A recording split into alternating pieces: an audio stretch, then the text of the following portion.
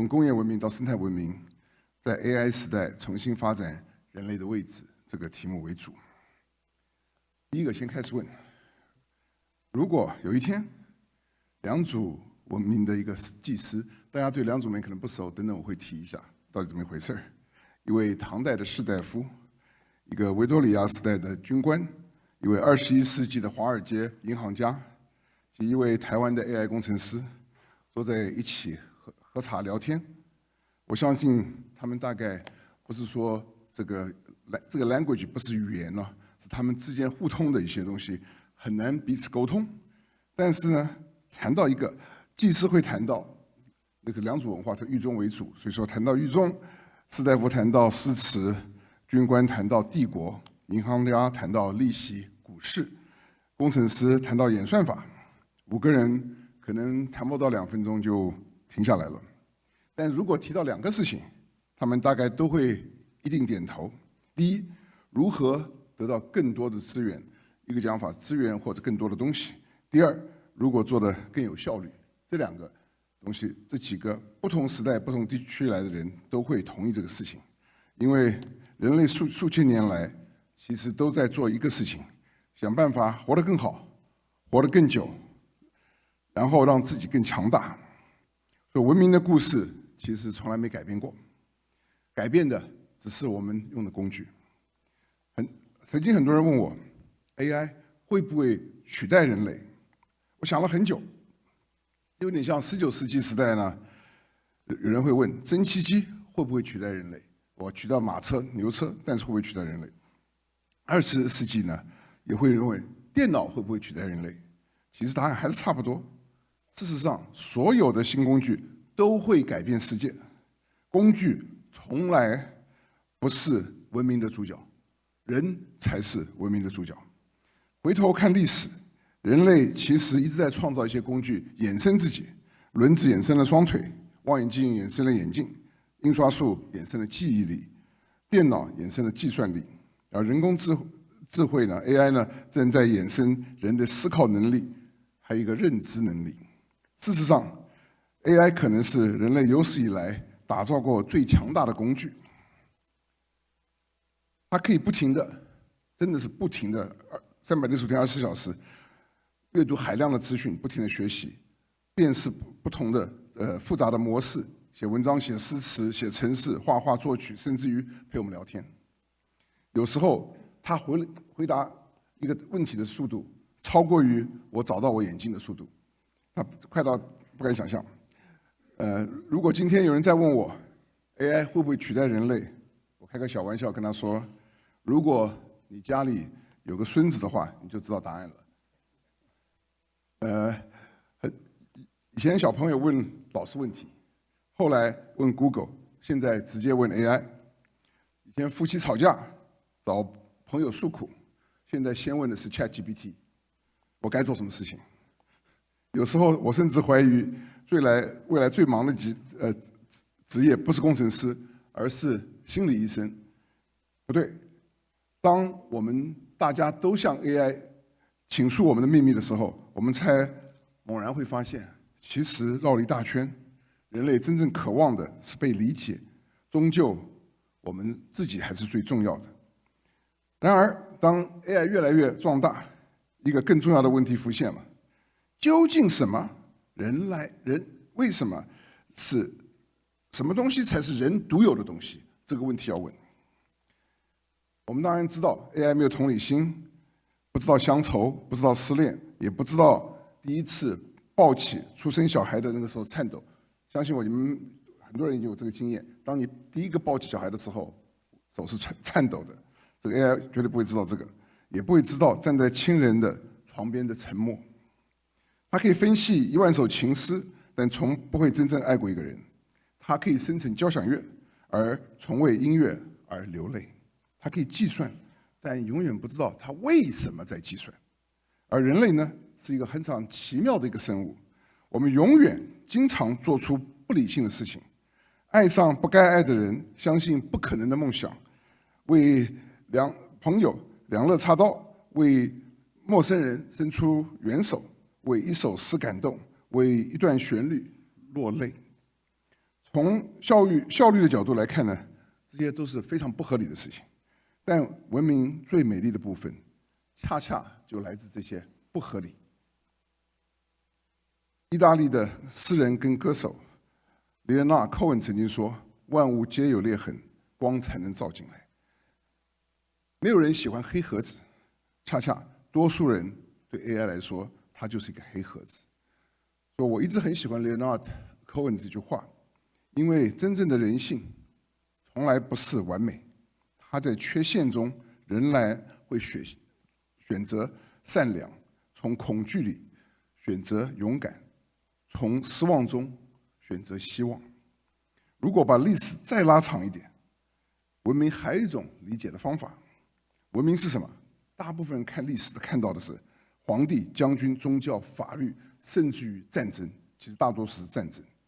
如果把时间再拉得长一点的话，拉到我们现在所发现的巨石文化 Göbekli Tepe 在土耳其的大概12000年前的巨石文化，我们会越来越觉得文明在某种程度上其实是利用能源的方法，也就是人类利用地球的资源。Göbekli Tepe 是在高原，它附近没有石头。12000年，它怎么可以把几十吨的石头造成的圆形的房子往上拉？那是一个能源，它怎么用的？到现在为止，所有的考古学家还没有答案。如果今天有一个外星的历史学家来研究地球上的生物，他应该不会先去研究哪个国王比较伟大，也不会研究哪一场战争谁赢了。他们大概会先研究人类在不同的时代，它究竟如何而且使用能源。其实，谁能掌握资源，其实也是能源，就能够改变文明。从木炭到煤炭，从煤炭到石油，石油到电力，从电力到绿色能的人工智慧。每一次的文明的跃升，后面伴随的都是能源利用的使用方法。甚至有人说，人类文明其实就是一个能源文明的始。也有人说，人类是所有生物中第一种把阳光变成文明的一个生物。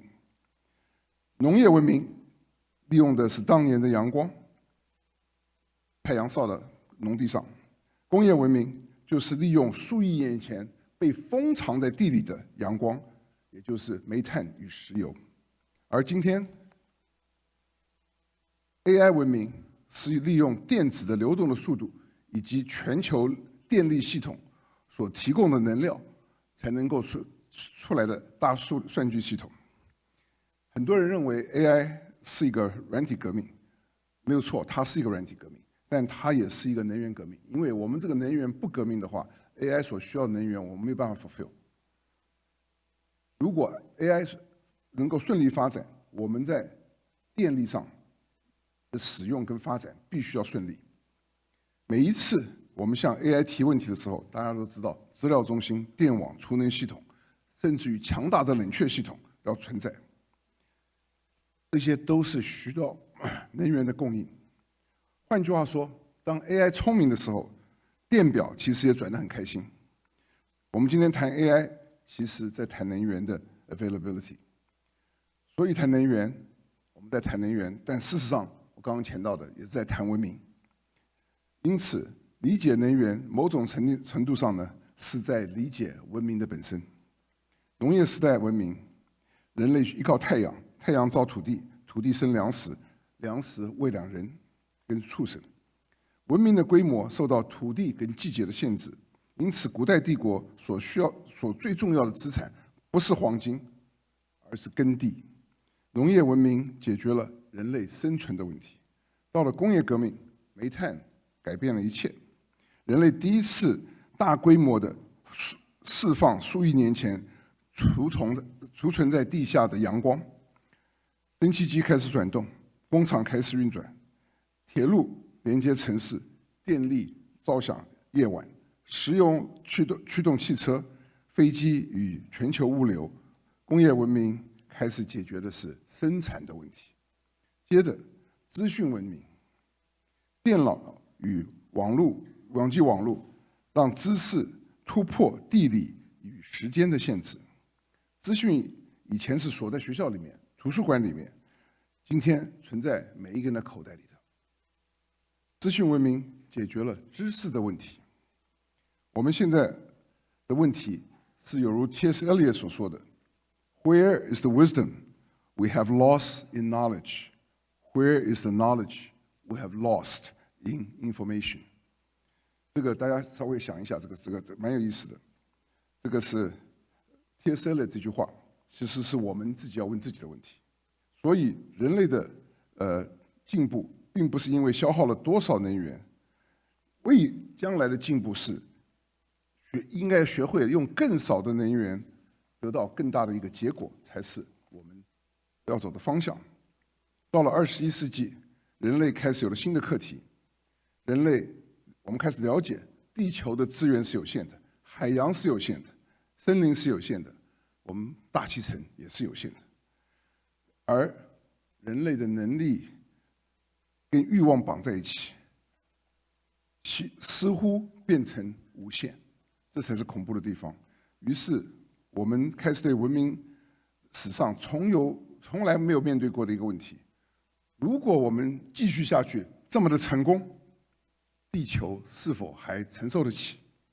如果外星人来当地球现在这个大公司的管理顾问的话，他们大概会非常的困惑。他会说，这家公司很奇怪，年年业绩都在成长，你的原料库存一路在降。如果生产都在增加，但 systemic 风险、系统风险越来越高，然后你们说这是成功。如果一家公司跟着走的话，董事会不知道开了多少紧急会议，但是事实上地球已经默默地忍受了这个上百年。因此我认为下一个文明阶段不是工业文明，不是资讯文明，也不是 AI 文明，而是生态文明。农业文明解决了生存的问题，工业文明解决了生产的问题，资讯文明解决了知识的问题，而生态文明真正要回答的是人类如何长久存在的问题。这个不只是一个环保的问题，这个不是减碳的问题，更不是减少塑胶袋的问题，这是一个文明是什么的问题。工业文明问如何取得更多的资源，如何制造更多的产品，如何创造更多的财富，而生态文明开始问如何让系统长久存在，如何让经济成长与自然循环共存，如何让未来的时代仍然保有选择权。我们的《道德经》上曾说：“人法地，地法天，天法道，道法自然。”这个并不是说我们要回到古时，回到山洞，而是在提醒我们，真正长久的力量来自理解大自然，而不是跟大自然抗争。让我想到，这是回到良渚文化。良渚文化在江浙时代是陶器文化的一个很重要的文化。当时良渚有城市，有很好的建筑，很清楚的管理阶层，有很清楚的宗教思想。它最主要的是，几乎在早期公民当中，已经告诉我10分钟要结束了。OK， 有庞大的、非常大的水利，上100多公里的水利系统，某种程度上是当时在新石器时代最先进、最完美、平衡发展的，我用的一个字，科技社会，当时的科技社会。良渚文明4500年前这么好的文明突然间不见了，它并没有成为国，就像某一个平衡的东西断了，比如说灌溉系统失联，造成了整个文化 loss。可是当时其他的文明没有那么的完美，比如说你说的仰韶啊、文山啊、龙山啊等等，最后都成为国家。而最完美的当时的一个文明，它没有成果，就不见了。如果我们回去看这个事情的话，我们会发现，其实良渚时代的结构政府，它是一个系统工程，整个社会是一个系统化的一个工程。梁主给我们的启示，不是他当时如何成功，而是他为什么会不见了。他提醒我们，任何的制度，我们当把它认为完美，它就变成非常的脆弱。如果我们完全依赖，而且不质疑一套机制，一旦失衡，整个系统就会失去了它修正自己的能力。这个是我们现在发生的。我们现在越来越东西放在 AI 上面，而且基本上没有人去 question AI 的 correctness， 或者是可不可以改变。这是我认为现在的问题。所以问题永远不是在工具 ，AI 是我们的工具，而我们现在把这个工具认为它是智慧。要警惕的是，不是 AI 太强，而是人类太懒得思考，懒得判断，懒得承担责任，这是最重要的。懒得承担责任，把最后本应该属于人的工作全部外包给 algorithms 跟系统。良渚文化提我们一个提醒：第一，所有系统都应该也必须被质疑；第二，所有决策必须保留人最后的意见。最后还有一个很重要，第三个，效率跟更多绝对不应该视为最高的价值。文明真正的追求应该是它可以被修正，可以被改变，可以被调整的一个秩序。正如一个电网需要备用容量，一个成熟的文明也必须在演算法之外保留一些人性修正的空间。今天很多人讨论 AI， 我认为最大的问题从来不是人工智慧，而是文明智慧。人工智慧是什么？问的是我们能做什么；文明智慧问的是我们应该做什么。决策者的能力，前者是决策者决定的能力，后者是决定方向。前者让我们飞得更快，后者让我们决定往哪里飞。如果只有能力没有方向，文明可能就迷路；如果只有技术没有智慧，进步也可能成为很大的风险。因此 ，AI 时代最大的挑战，或许不是让机器变得像人，而是人是否知道我们自己为何而活。我们人就知道值得守护什么，值得牺牲什么，值得留下来什么。机器可以计算，只有我们知道心碎的感觉；机器可以最佳化，只有人知道什么时候原则比结果更重要。机器可以提供答案，再说一次，只有人能决定什么值得守护，什么值得建造，什么值得牺牲。因为人类的生命的本质就是一个关系，我们渴望被理解，渴望被爱，渴望归属感。透过关系，我们学会了信任；透过关系，我们学会了宽恕；透过关系，我们学会了怜悯。这些东西不是资料，而是生命。如果19世纪最重要的产品是煤炭，20世纪最重要的是石油，看起来21世纪石油也蛮重要的。21世纪最重要的资产，大家都认为是资料。我认为不只是资料，也不是远算法，而是21世纪我们这个文明是不是仍然保留了人性的能力？是否仍然保留了自我修正的能力？是否保留了敬畏生命的能力？农业文明用了1万年，工业文明200多年，资讯文明不到50年，而生态文明或许将决定人类是否能够再走下1万年。也许AI 给人类最大的礼物不是答案，它就是一个镜子，让我们重新考虑人是什么，文明为何存在，进步为的是什么。从工业文明走向生态文明，这个不是拒绝科技，而是让科技重回到人的服务之中。不是拒绝 AI， 而是让 AI 的智慧成为助手，不是智慧的替代品。不是放弃发展，而是学而是学习如何与地球与其他生物共同繁荣。